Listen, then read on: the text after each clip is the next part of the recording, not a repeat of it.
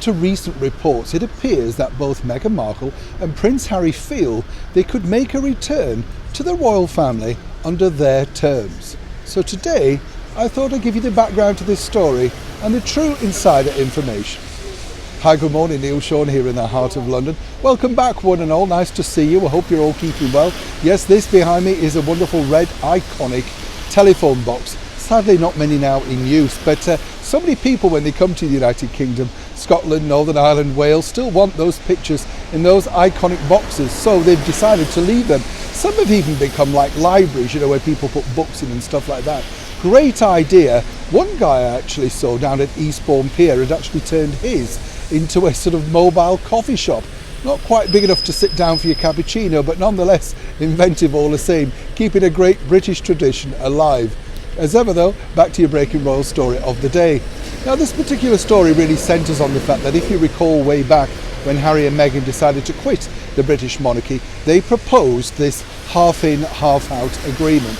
Sort of 6 months in here, 6 months back in California, you know, what really suited them. What's interesting to note as ever is it didn't really work out for them, because our gracious Majesty the Queen famously said that, well, really, you're either with us or you're not. And when you consider it, you know, being a full-time member of the British monarchy is truly a full-time job. Now, people might speculate and say, well, what exactly do they do?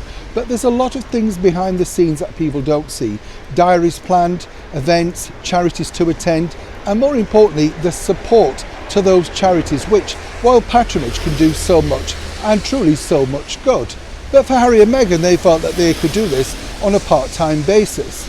Now, according to a recent report by someone, basically they're saying, well, you know, Harry and Meghan plan to return in the future, and by in the future they mean after the demise of our gracious Majesty the Queen, Queen Elizabeth. Now let me tell you the true background to this, because obviously that particular individual did not do his research, and it's this.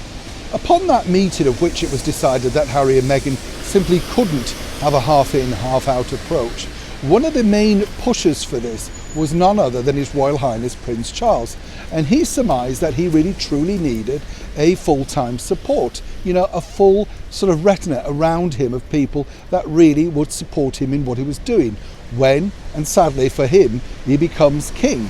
And when I say sadly, of course, obviously he doesn't want to leave or lose his dear mother, but it wasn't just him, it was also Prince William, and also involved in that was none other than Prince Edward. So 3 senior members of the British monarchy decided that the half in, half out approach simply wouldn't work. And as we now know, this was told to Harry and Meghan, who promptly decided to pack their bags and dash off to Canada, and then forward into California. But according to this source, they feel that in time Prince Charles will soften as he ages and needs more support. Let me tell you, not according to the good sources that I have, if this is anything to do with the future king in waiting, His Royal Highness Prince William, the Duke of Cambridge. He truly believes in that you are either fully for the monarchy or you're simply not. And right now, the way he sees his younger brother is simply not for the monarchy. So any plans for any return will be thwarted.